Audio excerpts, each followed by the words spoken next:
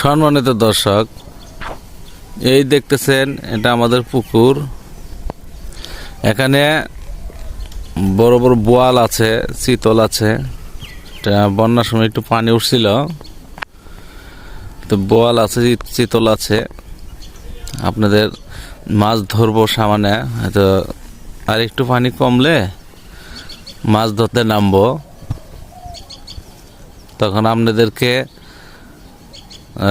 দাওয়াত দিব, যেদিন মাছ ধরবো দাওয়াত দিব, আপনারা আসবেন, আমার বাসায় আসবেন, এসে দাওয়াত খাবেন। আপনাদের সবারই দাওয়াত থাকলো।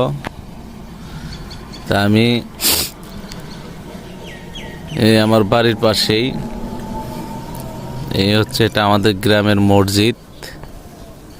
আমাদের গ্রামের মসজিদ। আরেকটি পুকুর আছে সামনে, যে দেখতেছেন আরেকটি পুকুর আছে, ওটা তো মাছ আছে, ওটা তো পানি আছে এখন। এই পুকুরটাও আপনাদেরকে দেখাচ্ছি, দেখতে পাচ্ছেন স্ক্রিনে, অবশ্যই দেখতে পাচ্ছেন আপনারা। এখানেও গত বছর আপনার 6 কেজি 7 কেজি ওজনের বোয়াল পেয়েছি।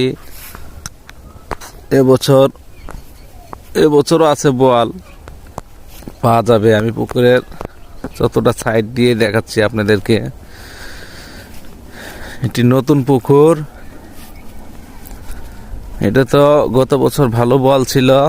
মাছ ছাড়া হয়, নিজস্ব টাকায় মাছ কিনে ছাদ ছাইরে, তারপরে হয়তো কিছু মাছ বাইরের থেকে আসে। তো আপনার ওই যে বন্যা হয় না, বন্যার সময় হয়তো অনেক সময় পানি উপচে আসে, তখন দুইটা একটা বোয়াল আসে আর কি।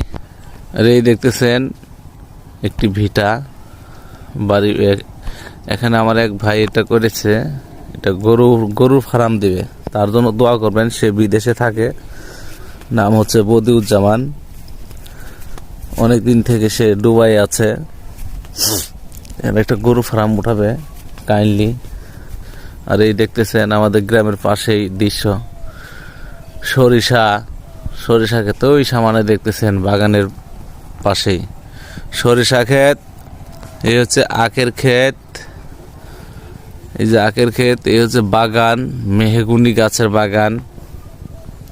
এই হচ্ছে আখের ক্ষেত। আরো দেখেন কত সুন্দর সরিষা ফুল ফুটেছে, অনেক সুন্দর দেখা যাচ্ছে সরিষার ক্ষেতগুলো।